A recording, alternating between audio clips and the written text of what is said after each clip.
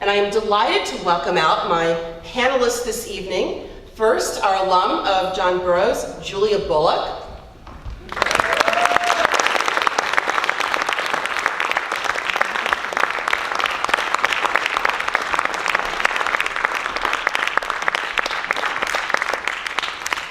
Happy homecoming, Julia.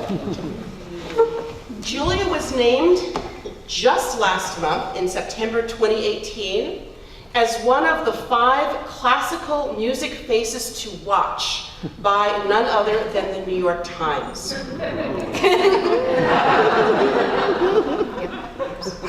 She is recognized as, and I quote from the Times, an impressive, fast-rising soprano poised for a significant career. Julia is a voice of social consciousness and activism that she considers fundamental to her work on the stage.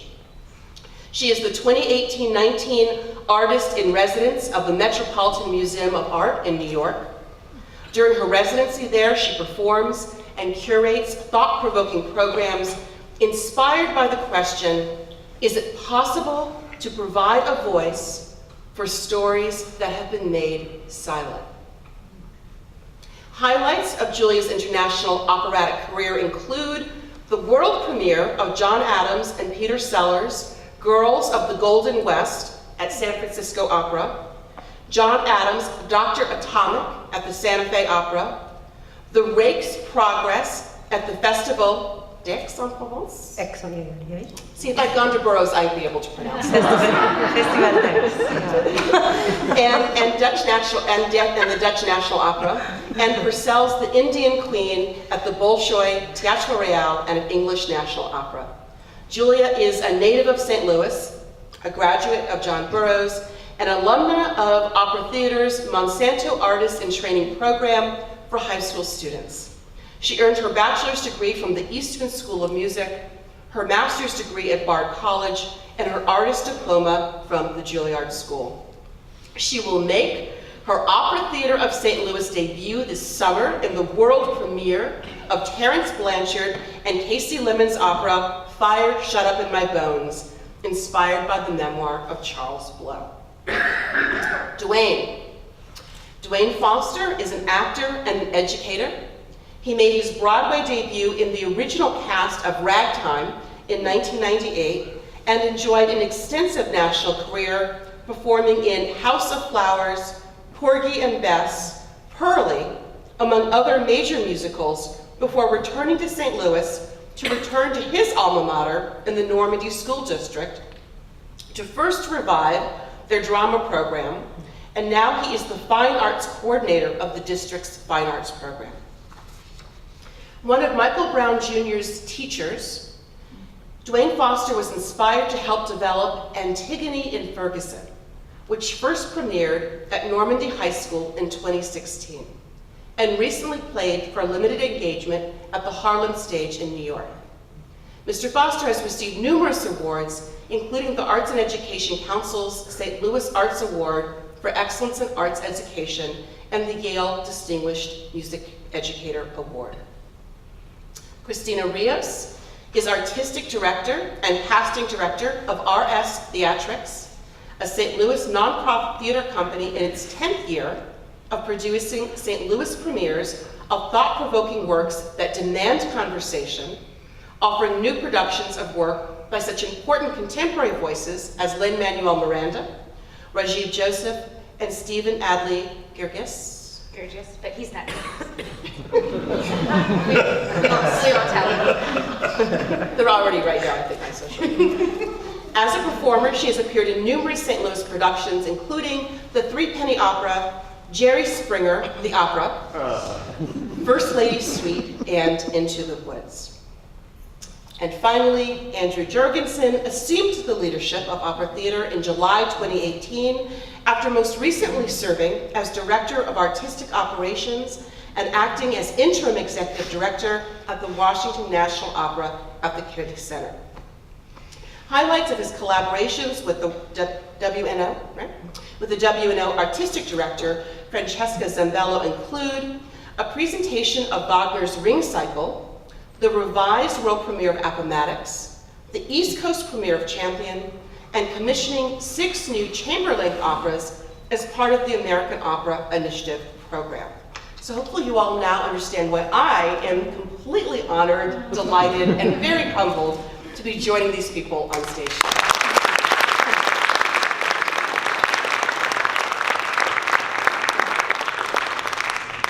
So we're going to have a conversation, and I want you to know we're going to leave a lot of time at the end for questions, and you can, I believe, give questions to, how should they do that, Joe? So when we come to the Q&A part of the program, I'll go around with one of my colleagues and collect the note cards we hopefully have. If anyone needs pens for note cards, I'll be able to get pens to you and get them when you get in here. Wonderful. Thank you. Thank you. So I want to start with you, Andrew.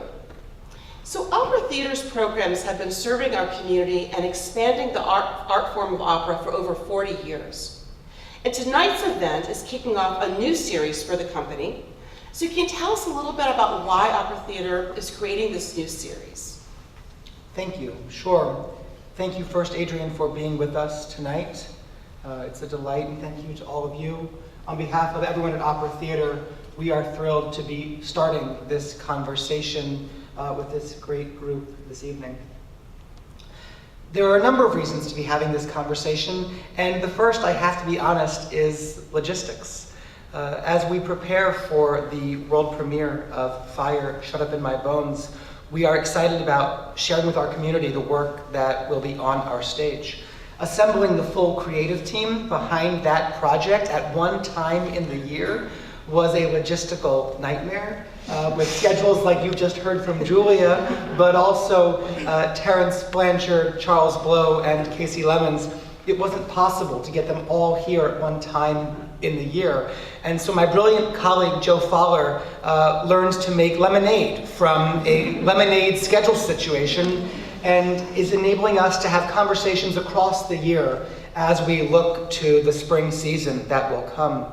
But I think there's a deeper reason. Opera Theater is so proud of the work that we do in finding the context for our work in our community.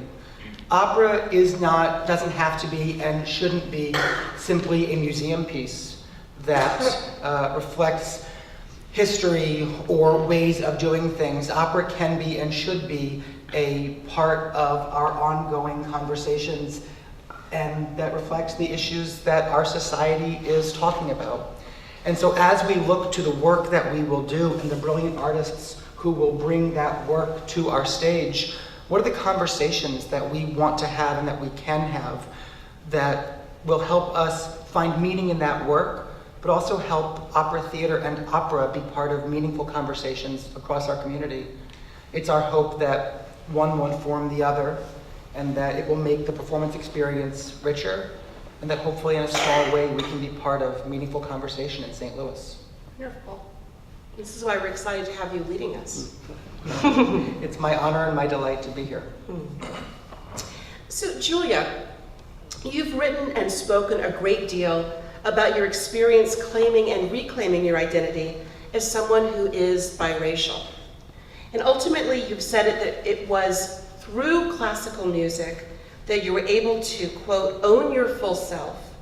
Can you share with us what you mean by that? Sure. I mean, so growing up of mixed heritage in St. Louis, which is a segregated city, was challenging. And I think I definitely just went through periods because of the insidious messages, racist messages that I was receiving throughout my youth, and actually from or just disapproval or confusion, even just about my overall existence, from various communities. I did not want to be considered, I was fine being considered a person of color, but actually I didn't want to be considered Black in any way. And then coming to John Burroughs School, it actually was a very easy environment then for me to not have to look at that. But when I went to college, in like my third week of voice lessons, my teacher said, gosh, you really remind me of Josephine Baker. Do you know who that is? And I said, yeah, that woman in a banana skirt. And like, that's really the extent that I knew about her at the time. And she just said, well, I mean, you're thin and you have a high voice and you used to dance, you know. And also, because of the way that you look, you're going to be expected to sing exotic repertoire. And I just had not, well, I then really had to start thinking like, okay, am I denying a part of my identity by going into a field that is predominantly written by white people? And, you know, I identify as much as white as black, but am I actually not looking at a part of myself? And am I actually not singing a part of myself and my history? So I started researching Josephine Baker. And the parallels between our lives were interesting. Her being from St. Louis, moving to New York to pursue a career, having to find her, you know, it's like through the being exploited, she actually found a kind of liberation and a way for her to speak for herself and with her voice. And I just wanted to start researching more and more and just claiming more and more of my full being. And it was, I think, interestingly, like the world is in a place right now where they're wanting to hear, or they're starting to get more ready to hear these stories. But I also know, because of like my white adjacency, growing up in a white household, just being of mixed heritage, it has given me a tremendous amount of privilege. And there's a platform, and because I've had to navigate spaces in various communities, I had to start identifying the importance of my platform as well, and how to speak fully from it and take full advantage of it. Thank you. Thank you for that thoughtfulness and that insight.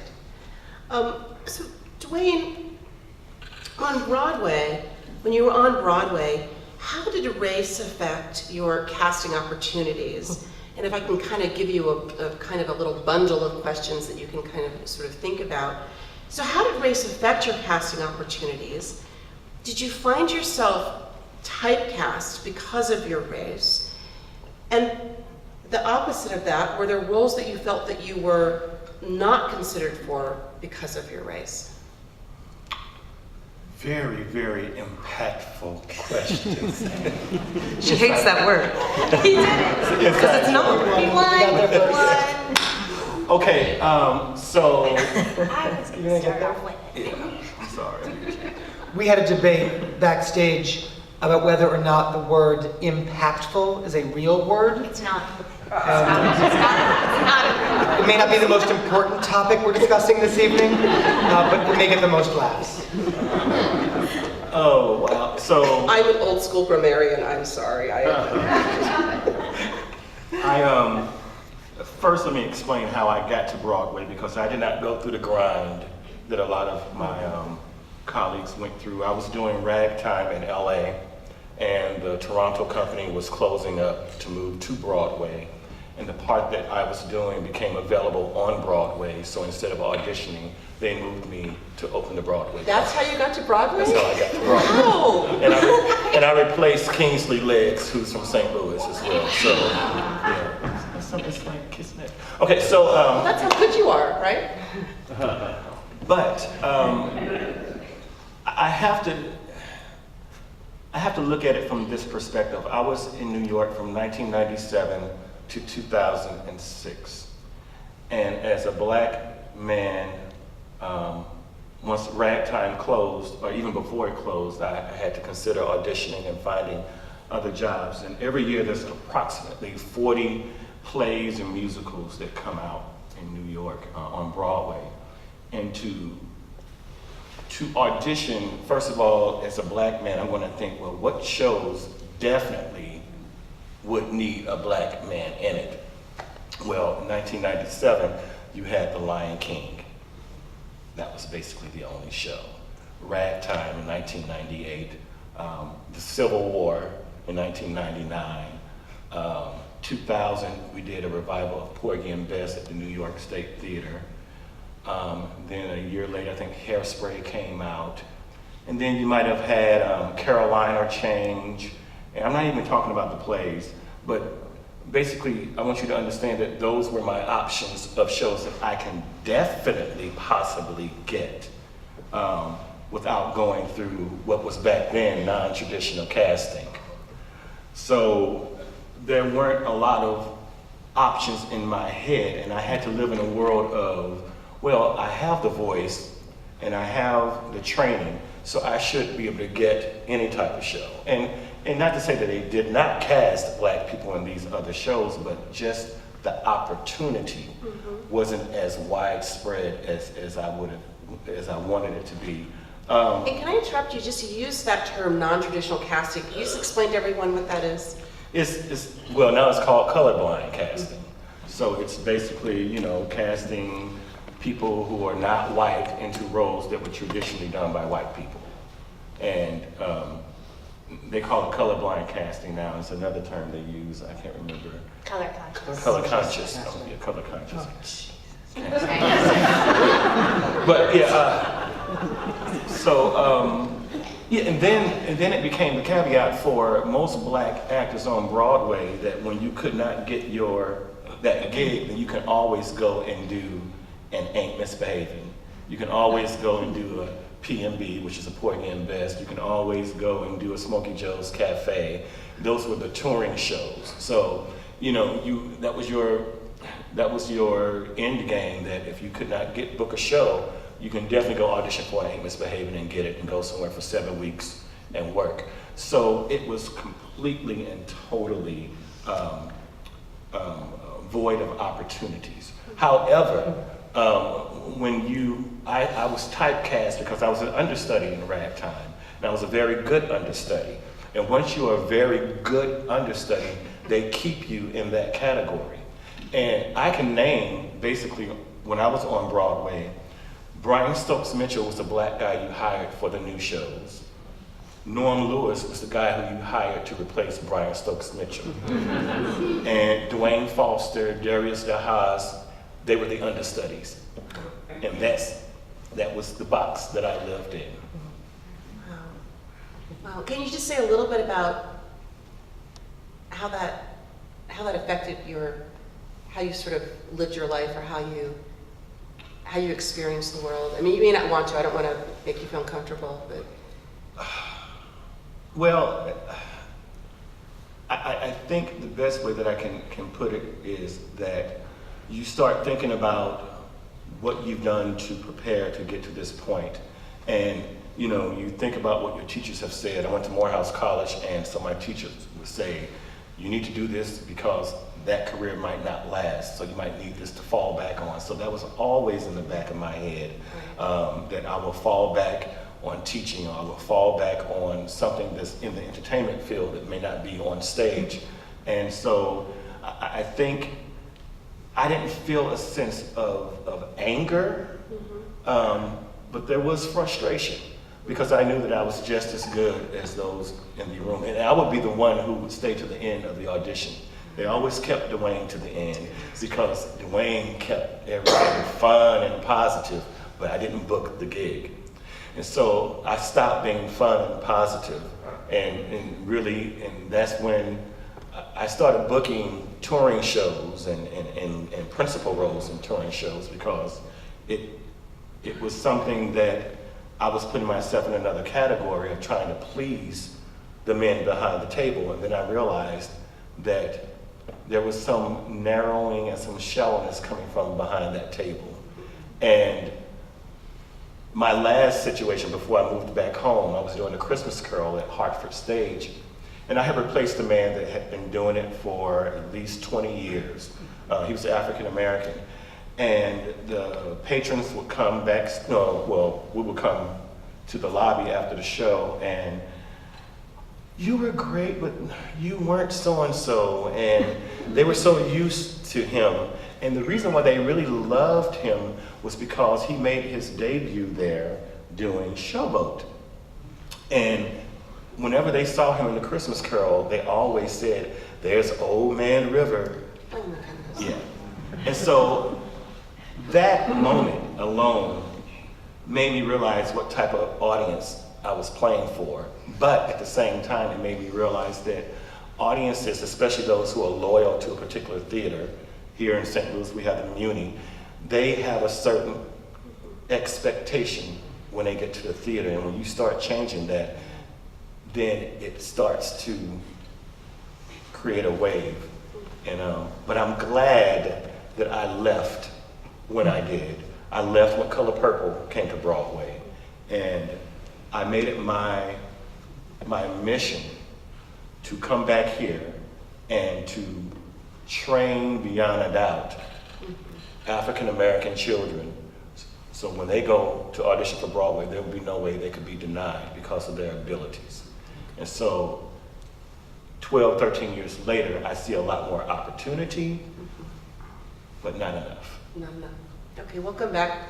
We'll come back to that. So, Christina, I can't believe I have to follow that. something tells me you're going to be just fine. Just as impactful. Second place is still a place. So, Christina, often in casting, people talk about the pipeline problem.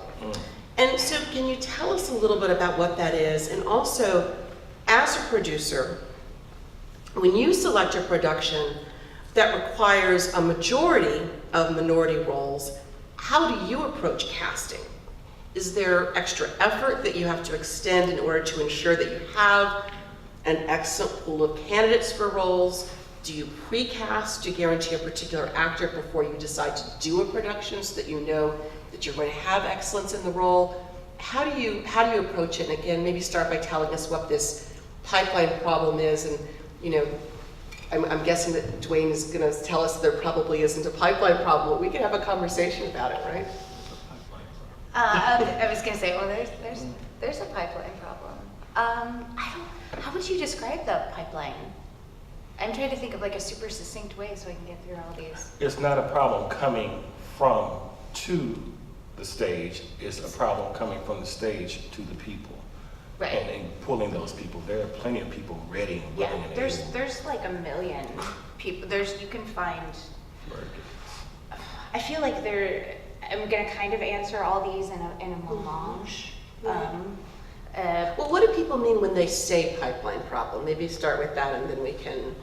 We use a lot in universities. So if we'll talk to my colleagues in various fields, and we'll say, gee, it would be really terrific if we could hire more women in physics, right? And people will say there's a pipeline problem. There aren't enough women in the physics PhD programs, therefore there aren't enough women that we could hire into these programs. And sometimes pipeline problems are real, sometimes they're not, right? So one of the challenges that people will say about casting an opera is, well, there's a pipeline problem.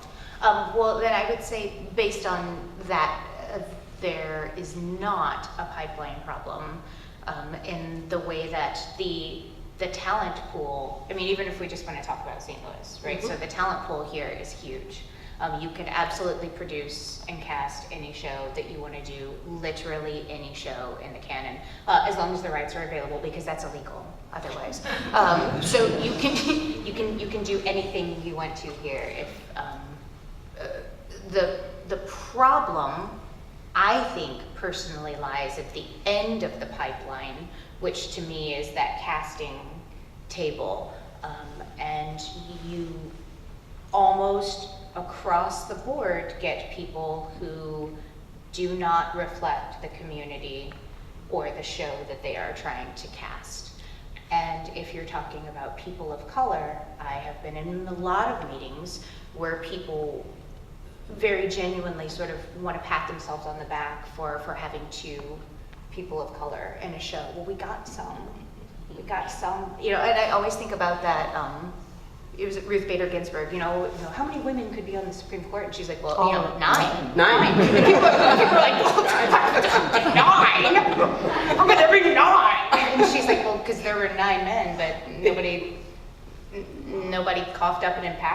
You know, like how many people of color should be behind the casting table? I don't know, all of them? Why is that difficult to imagine? But because it's so far out of the realm of what we imagine, it seems like, well, but where would we even find people who know how to cast and yet are not white? So I think the main problem has to be, if you go like, that when you are a person of color, you grow up, in terms of art, you grow up watching television and seeing movies and hearing stories and even reading like little kids' books, and very frequently the people that you are watching having these experiences don't look like you. But we don't actually freak out about it. Like, we just sort of learn empathy. Like, so if I'm like 3 years old and I'm learning how to read, because I did when I was 3, and you're like, and I'm a product of the St. Louis public school system. When pale, blonde-haired, blue-eyed Sally drops her ice cream because, Johnny came over and pushed her, I'm gonna be like, I hate Johnny. Poor Sally, somebody should buy her an ice cream. I don't immediately go, well, she doesn't look like me, so how could I even possibly know what that would feel like? How do I put myself in that position of trying to understand? And we ask that of people of color from the very beginning of their lives, but we don't ask white people to. So when you get to an arena like casting, when you get to an arena of people who run entire production companies, you are asking them to look at a piece like In the Heights, or like Showboat, or like Color Purple. You are asking them to look at this and go, I don't know, do you think we can find anyone to do this? Yeah, because all of those shows are actually just about people. So if it is important to you to produce pieces that accurately, filled with casts and filled with backstage crew, like, don't even get me started. We'll have like 2 bottles of wine while I tell you how if people don't get hired for jobs, they never learn how to do that job. There is not one lighting designer in the world that got a job knowing everything in the world about lighting design. They just kept getting hired. So how do you expect people? So there is this constant question of like, how do we diversify our audience? How do we diversify our talent pool? Which is just like hashtag, how do we get more people who aren't white to come and see our shows? And how do we get more people who aren't white to come and audition for us? And the answer is terrifyingly simple, which I think is what makes it so frightening, is that you just have to, you have to be empathetic, you have to care. So if you're gonna do In the Heights, you don't get to just put out that casting notice in January for auditions in March and expect that there's like a Latinx app that goes off and we're like, oh, they need me. I always say, like, there's no brown person bat signal. Like, I watch people get so proud of themselves when they post that casting notice of like open ethnicity. Like that in some way equals a welcome mat. It doesn't. If we have never been welcomed before, if people of color have never felt welcome before, what makes you think that a casting notice is all of a sudden gonna be like, come on in? That to me says more than anything, like, now we care because we need you. Whereas if you really cared about the art, you would care about the people who create it. You would care about the people who write it. You would care about the people manning it. And the way that you do that is to go out to the community. So I don't precast because I don't believe in that. And we can have a talk about that all day. I don't believe in that. I think that the audition room, just like the rehearsal room, is a sacred place, and you can't judge people on anything other than what we're creating. Unless you're Julia, in which case you're hired. So Christina, what do you do then to ensure that non-traditional folks know about these opportunities? And if I can, I hate the term non-traditional, because it says to me that white is traditional. I think white is traditional, but it is, but you know what I mean? but I'm sorry. No, but when people are like, oh, it's non-traditional cast, when I was, you said Into the Woods, when I was Cinderella in Into the Woods, I remember that my director said something about that's what's great about musical theater is we don't have to explain why you're here. And I said, what's great about being a person is you don't have to explain why I'm here either. I snapped for myself, I'll do it. We are an extremely underfunded theater company, just like all arts organizations are. But what we do have are people and time and empathy. And so I am a voice coach, and I will go out into different communities that do not look like mine or worship like mine with a very good friend of mine who is an incredibly accomplished musician, and we will give free audition workshops. Because how am I going to get you to come and audition for me if you've never auditioned before? If you're just like, I know I can sing and I know I can act, but what if I get up in front of you? Let me teach you how to do it. Let me go and do it in a place and I'm not going to charge you. So you don't feel like you put in anything. And hopefully what happens is you walk away with a better idea of just how fantastic you are and how this whole process can get demystified. And I think the problem a lot of times with companies that produce works that require people of color is that they feel like they're doing people of color a favor. It's sort of the feeling that is put out there. But we're doing this show for you. Last year, there was a large local musical theater organization that had one piece that featured people of color prominently. And the amount of people that said, but we have a black show.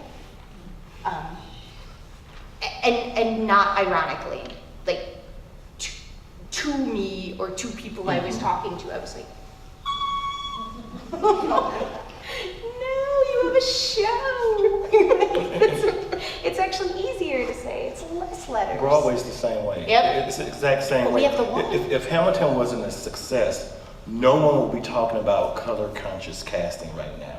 They really put that on the map. And so now everyone's trying to do it and thinking, because they're only thinking economically. It's about money. These are producers. They're thinking about money. And so, some of my best friends were a lot older than me when I was in New York, and they were there for Bubba and Brown Sugar, for the Wiz when it first came out, Sophisticated Ladies. They were there when it was like black show after black show after black show, making a lot of money. And when a show comes out and it's predominantly black and it doesn't make money, we can go back to all white. And that's how it feels. We'll come back to that too. So Andrew, let me share some thoughts. You can react. Okay. So opera traditionally casts quite far in advance for the principal roles. So as you're coming on board to direct Opera Theater of St. Louis, we know that for you it may be a year or two before we see the full, it says this, I'm not making this up, impact of your casting philosophy here at OTSL. But can you tell us a little bit then about what your philosophy of casting was at the Washington National Opera?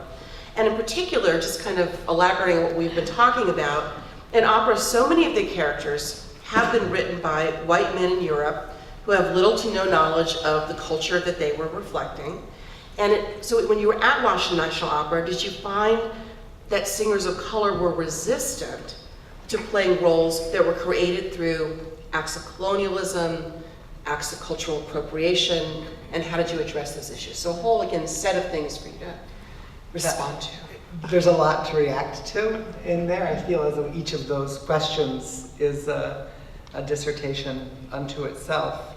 I do think that in opera we have a pipeline problem on both sides. I think that there is, for lots and lots of reasons, opera is overwhelmingly white. That's a reality. And there are lots and lots of reasons why that is, that are historical, that are socioeconomic, that are cultural, that have to do with the kinds of privileges and backgrounds that would make you want to pursue being involved in opera in the first place. And I think on the administrator's side, and I'm one of the people behind the casting table that you're talking about, on our side, it is hard to go and change the way we do things to look differently. And so it may be that part of the pipeline problem is that we don't look in the right places to find the kinds of artists that we collectively believe should be on our stages. So when I arrived at the Washington National Opera, Francesca Zambello and I decided, she was the artistic director and I was the head of casting, we decided that we wanted our stage to look like Washington, D.C. Washington, like St. Louis, is a very diverse city. It's a lot more diverse than St. St. Louis. And I mean, internationally, right? Yes. The flavor is so. and that not quite like St. Louis, but in its own ways struggles with some of the issues of inclusion and diversity differently than here, but also its own challenges. And we wanted our stage to look like our community. And so in an effort to do that, we set out to create some casting guidelines for ourselves of how to tackle creating a season. In opera, you don't so much use at the sort of big company level, we don't use auditions so much, but you know the landscape, or at least you think you know the landscape of elite singers that you might bring. And we have what I call the real estate problem. You get really excited, there's only so much real estate in the season. We do 4 operas every season at Opera Theater of St. Louis. In Washington, it was 5 or 6. You get excited about such and such conductor who was here last year, and we have to have him back. And you get excited about such and such director who just made a splash in London, and we have to have him come.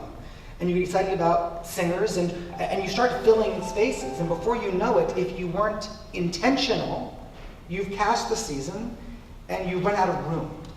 And it's very easy, if you weren't intentional, to get excited about choices, but not live up to your previously stated goal of looking like your community. And so we set some rules for ourselves to stop ourselves along the way, to make sure that we lived up to certain guidelines. No season could have conductors who were all men. No season could have directors who were all men. No production team could be all men. Directors, designers, choreographers, lighting designers. No cast could be all white. And we began to just check ourselves along the way to make sure that as we were thinking about these things, we stopped ourselves, and it began to have a big impact. And I was very proud of the way that changed. Fast forward. This past summer, I was on a panel at the Opera Conference, which Opera Theater of St. Louis hosted just this past summer, talking about some of these ideas. And one of the other attendees at the Opera Conference, his name is Roberto Bedoya. He's a cultural leader who works for the city of Berkeley, and he's a great scholar and a great thinker and a fascinating person.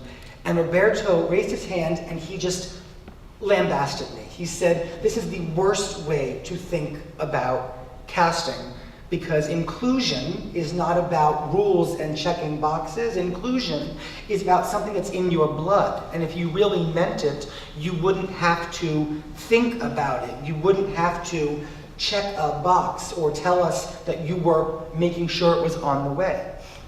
And I've been struggling over the last months between what I thought was good intention and what I thought were some good results and some great art that came from it, and his very good point about what seemed maybe like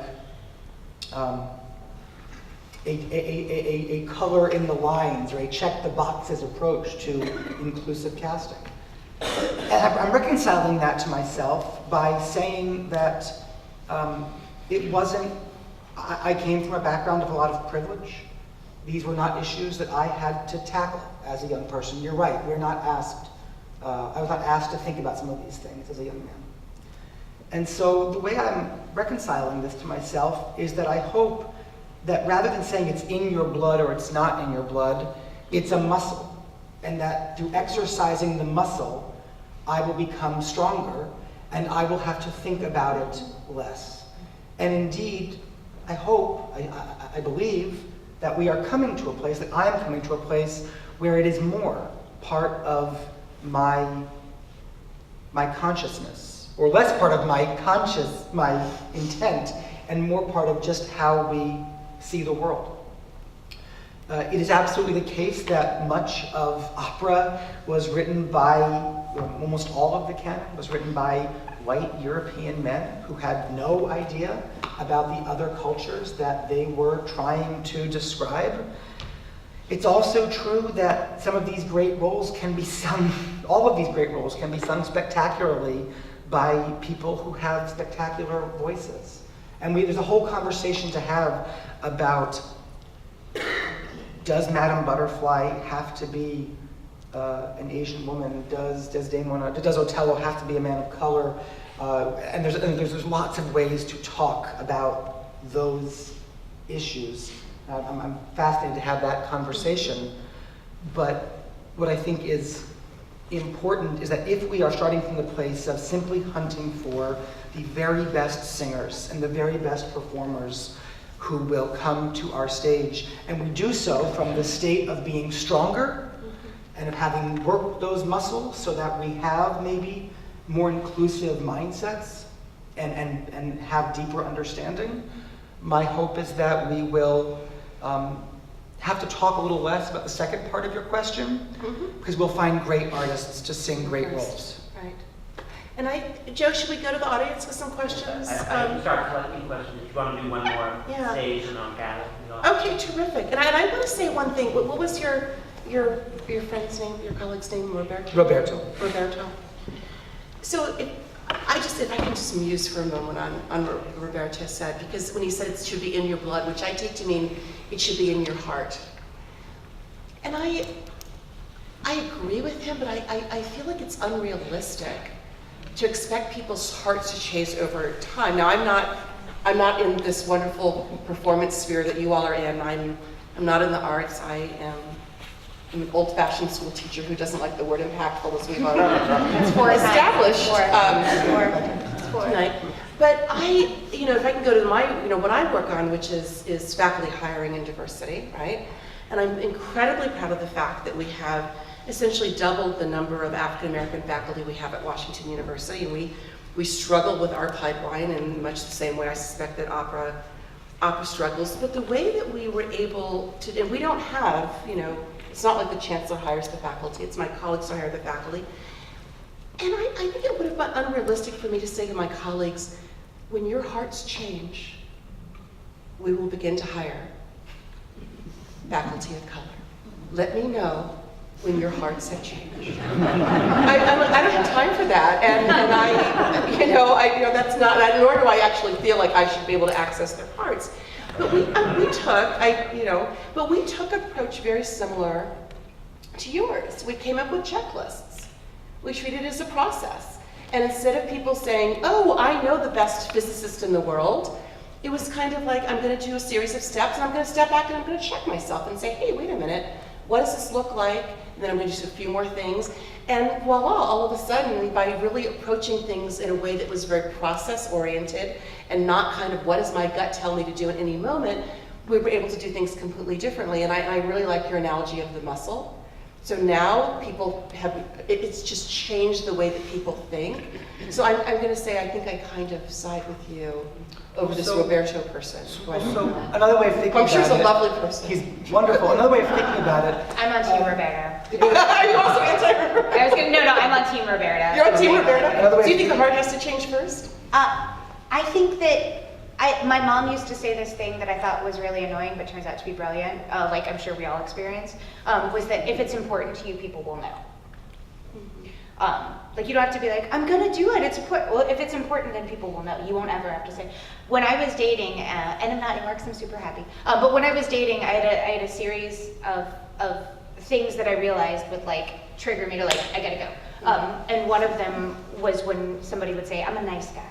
Or I'm a great guy, or because I was like, if that's true, you don't have to tell me that, right? Like if equity and diversity is important to you, then you don't have to put out a spreadsheet of it every year. Your audience is probably going to end up looking like what you have on your stage, and I'm going to feel like you're creating an environment that I want to be a part of. Like if it's important to you, then people will know. I think is, and granted, that's far more difficult to quantify, but it also is real easy to recognize when you say, you know, like in terms of a pipeline problem, like, you know, that we don't have enough people turn out for this without going out and looking for them. I think the big thing is you can't be what you can't see.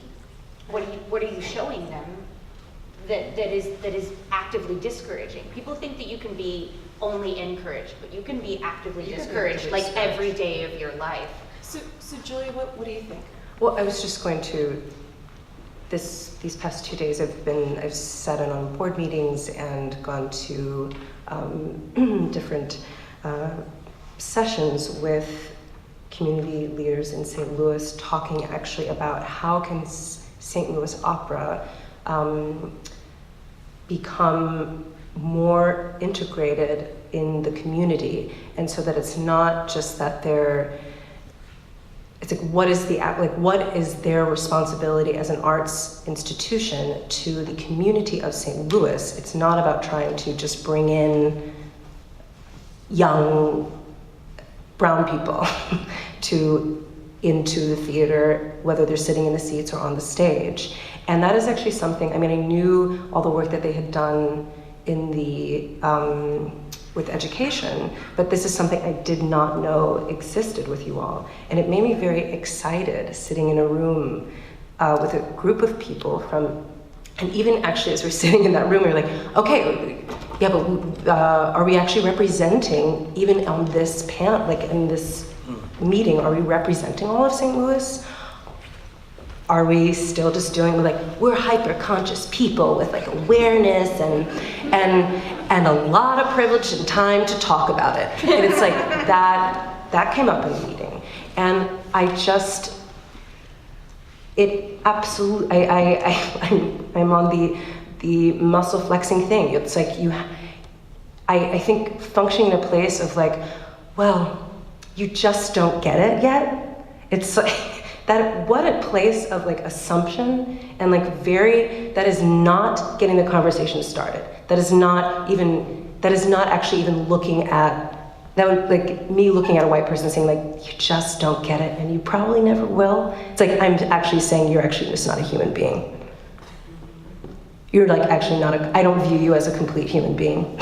So, and I'm so sorry. God, I can't wait for you to catch up. Like that feels very weird and super, super ugly to me. So I actually just the needs to be in your blood. I don't know. That just, maybe it's also because I'm a performer and my whole view on casting and everything, it's like if you have an authentic frame of reference for the material that you're singing or the material that you're speaking, if you think you can really interpret it with some truth and a line of direct communication, then your ass should be up, you should be up there sharing your perspective on that material. And you have a space, and you should be given the space to do that. So, that's my thoughts just about that. I totally applaud the new direction. When I read about it, I have so many friends who are out of work, who've gone to college, who've been out there for years. And so while Roberto is relying on the heart to change, they're still out of work. Yeah. So by doing this, you're setting, you have to create a template, so to speak, of how to move forward. And sometimes you have to force it. And I applaud that because this is St. Louis.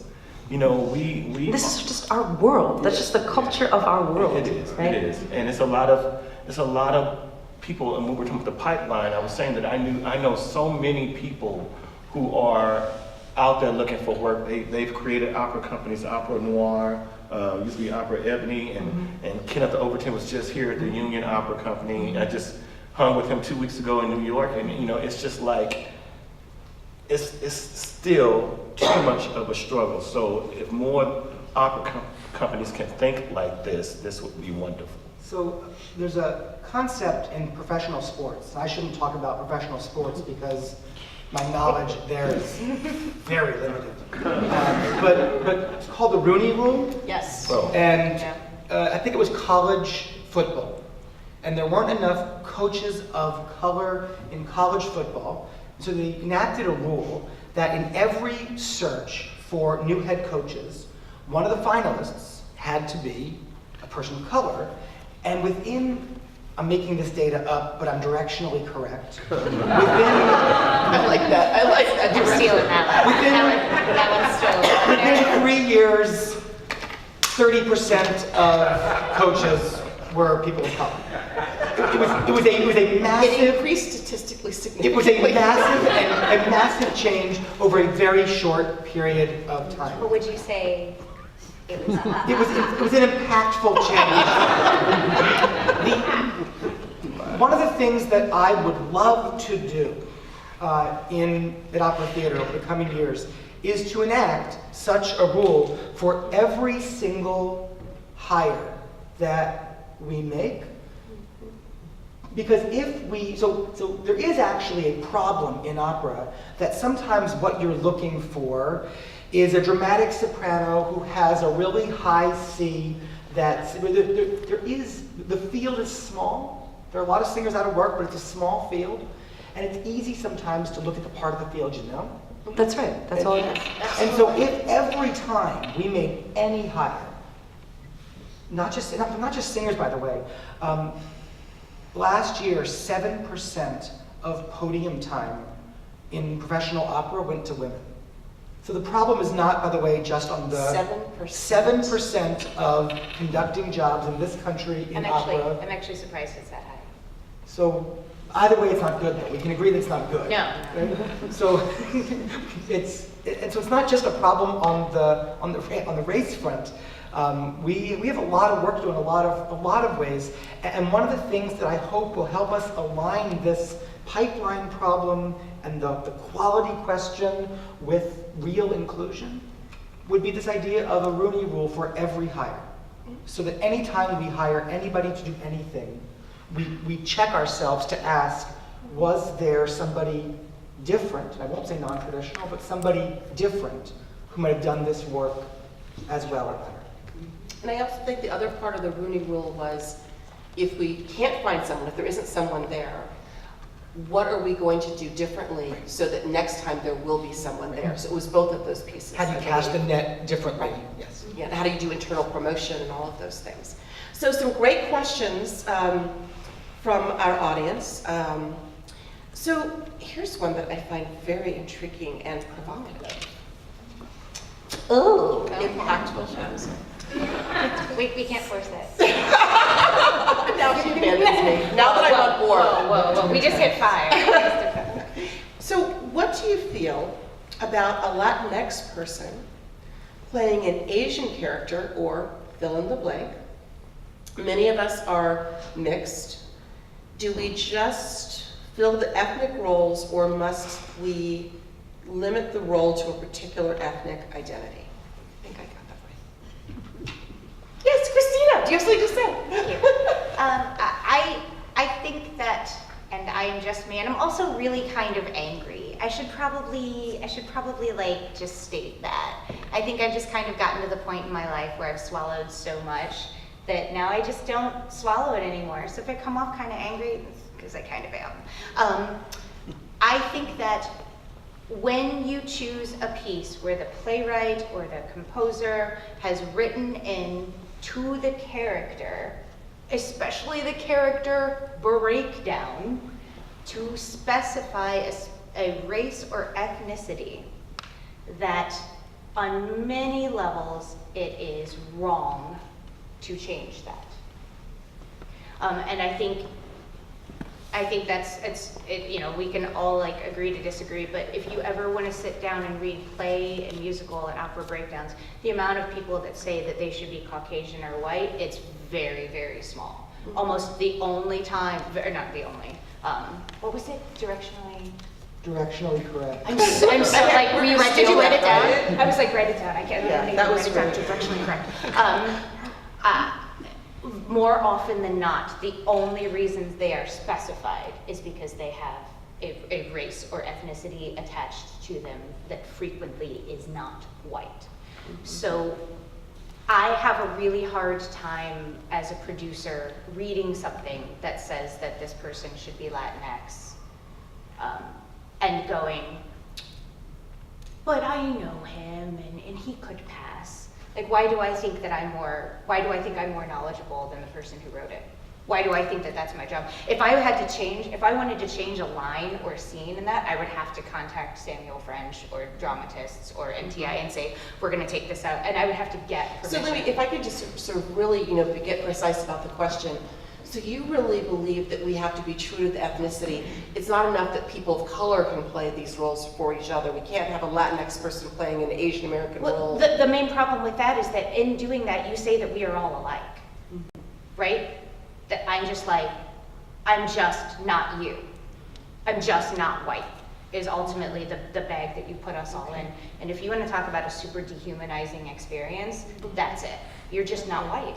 So Dwayne, Julia, what are your thoughts about that? And especially, Julia, if you want to react to, let's see, the person who said, many of us are of mixed race, which is part of what you talk about, you think about in your own work and advocacy.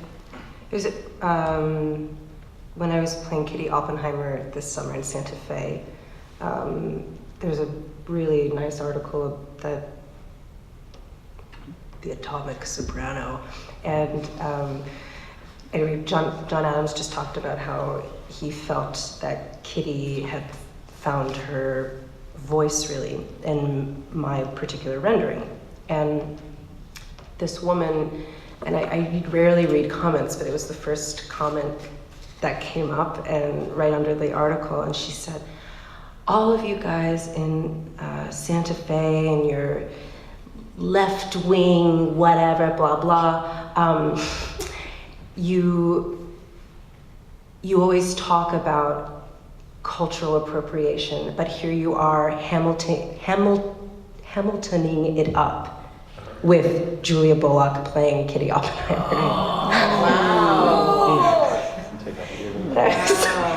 And she made it a verb. It was, she made it, I could not have crafted the statement more offensively.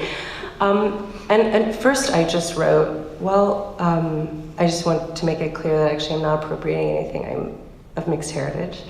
And then I said exactly what I just said to you all. I think that if you have a frame of reference for the material, just do it. Give the artist a space to do it. I then got a comment from an older black gentleman who I've been in touch with, and he said, Julia, it really would have been better if you hadn't said that first statement about you being mixed, because it cuts out people like Pretty Yende from feeling like she could play any role. And I burst into tears, and because I just thought, gosh, man, that is the whole struggle that what I wrote to him was, I know how to navigate these spaces. And I'm not sure if this woman actually would have heard me if she hadn't have said, oh, but she's got this little white piece in her. Oh, let me read on. And it's like that, it sucks that that's just a reality. I mean, that is why I put that statement in there. And then followed it up with something that's actually legitimate and true. So I don't actually know how to answer that question about who should and should not be playing what. But yeah, I mean, it is just actually about can we increase the search? Can we just increase our ability to look at just more people? Because also, as you mentioned, you cannot learn how to do a job until you get the damn job. The reason why I have had a progression, I think, been able to excel in my work at the rate that I have, and I am proud of that. I own that. But it's because I've been given opportunity after opportunity after opportunity,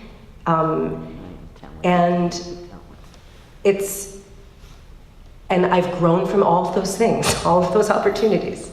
And because of what the demands that have been put on me, Why I was given the opportunities, I don't always know. Anyway, I don't really know fully what else to say, but yeah. When these white men wrote these operas centuries ago, they were not ever thinking that a black person were going to be up on stage singing. There's that too, right? But when George Gershwin created Porgy and Bess, he specifically wrote that for black people. So yeah, I have an issue with now white people playing Bess and Porgy, because that was not the intent of the composer. And that I have an issue with that. I also have an issue with people citing Hamilton as like it just leveled the playing field. We just throw out the entire history of the performing arts in this country because now we have Hamilton. There's one, I can't be in Hamilton. Like, that's one. You just stood in front of me and named one. like that you understand now what it means because you can't play in this one paddling pool. You can still be King George. It's not as much fun. So here I think is a very, very provocative question. What are your thoughts regarding the lack of racial diversity in this audience? I invited a lot of people. They got lost. I'm sorry. It's real hard to navigate Burroughs, campus. why do you keep expanding your campus? It's an airport in here. They got lost. That's why. I think you don't go where you don't feel welcome. Yeah. And I don't mean that to sound mean, but I used to say this thing and I got a lot of flack from it, but again, see earlier response, I'm just kind of angry now. People call me a lot for Maria and West Side Story, but they don't call me for Maria and The Sound of Music. Does that make sense? So like, when you need someone, you just sort of expect them to be there. And I mean that kind of like, so these are so important. I don't ever want to downplay the importance of these panels. We need them so badly. But what we need them is constantly. What we need them is not like, well, we did that. There was a period about 10 years ago where St. Louis sort of decided like, oh, I think maybe we have a racial problem. Yeah. And there was a series of panels and discussions about race and inequity and equality in the performing arts that I think RAC funded, the Regional Arts Commission, and I think we did like 4 of them.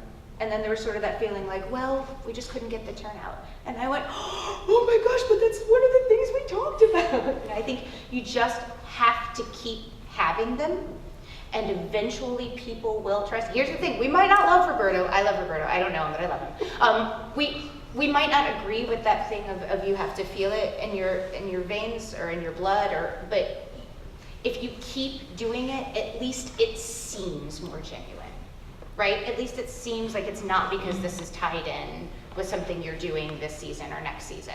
It seems like this is something I'm investing in my community in, and I'm asking for my community and invest in the way that I want to hear what you have to say, not in the way that I want something from you.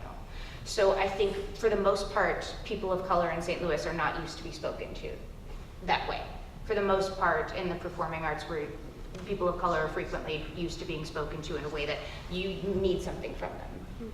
So, and there's a problem in the way that arts organizations think about community engagement. This is not a problem at Opera Theater. This is a problem writ across the entire world, that we connect engagement in our communities with promoting the next project that we want to sell. And so we decide that we're going to do something.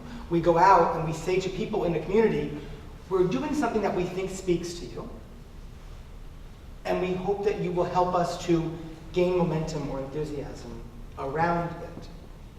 And that's not pandering necessarily, or at least it comes from a place, I know, of the right intention, but it certainly feels like, well, we're doing this partnership now, and then when that project is over, that partnership disappears. And so I applaud what you're saying, that we need these kinds of conversations constantly We have to be having the conversation all the time and let it inform the work that we're doing, and hope that the conversation ultimately will help us feel in our hearts and see on our stages a different result. I'm getting the wrap up, but I want to hear from yeah. Dwayne and Julia. I have an issue with a lot of people that I invited not being here. I'm not trying to be funny about it. You know, I have friends who are very vocal on Facebook about the whole Muni debacle with the King and I last summer. And they had a lot of things to say about it and talking about the Muni. And I'm like, oh, well, I'm going to be on this program. You all should come and you get to ask questions. And, you know, and they're not here. So I don't know if it's a situation where it's easier to get it out on Facebook than to actually be in the audience. But I'm spoiled. I just came from New York from 7 weeks of doing Antigone and Ferguson. And every night the audience was completely diverse. It was the most beautiful sight, and we had a talk-back discussion after every show that dealt with allyship, misogyny, dealt with issues of gun violence, and to hear all the different perspectives. And that became one of the most popular parts of our show that made more people come out. So I think repetition, doing this, not doing this, but doing this type of setting over and over again, I think eventually people will start coming out. And you have a series that you're doing this year, so I think this is a good beginning. But, you know, I see some of my family members. Well, and Dwayne, maybe I think it's important that we do these. There will be series of these. I think thank you again to Burroughs for hosting us. If we thought about this as an arc of conversations, maybe the next one would be at Harris Stowe. Well, I was just going to say, we also need to figure out where these conversations are being held. Right, exactly. I never heard of, well, I've never been to John.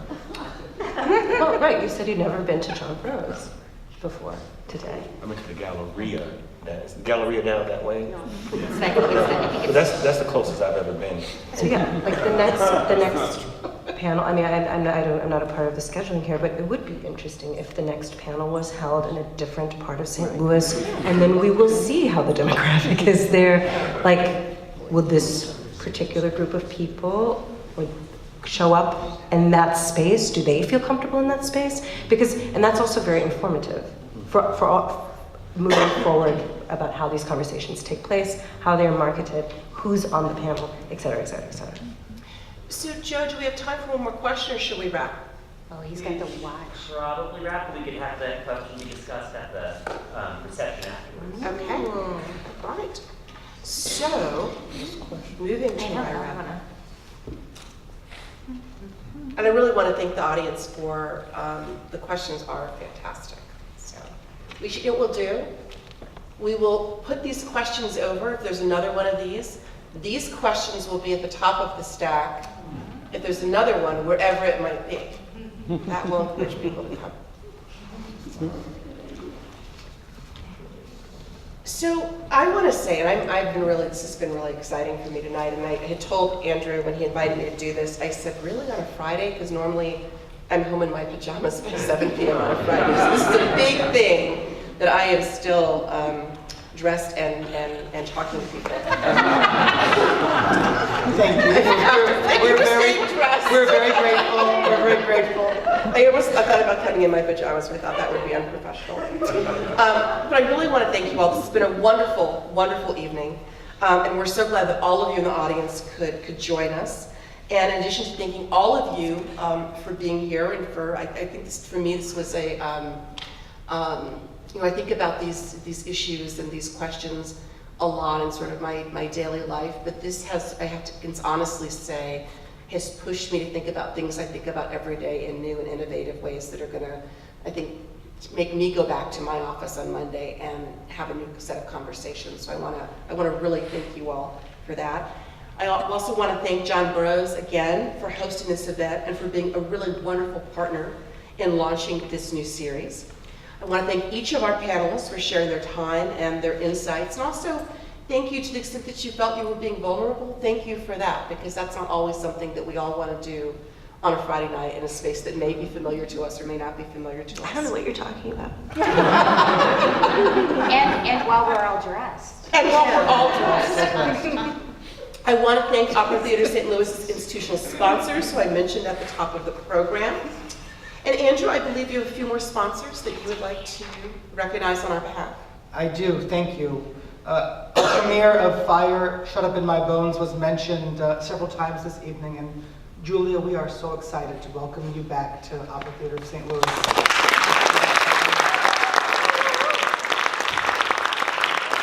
This opera is made possible in part by the Fred M. Tsai Endowment at Opera Theater and by the Sally S. Levy Family Fund for New Works, which provides support not only for contemporary opera, but also for related community engagement activities like tonight's event.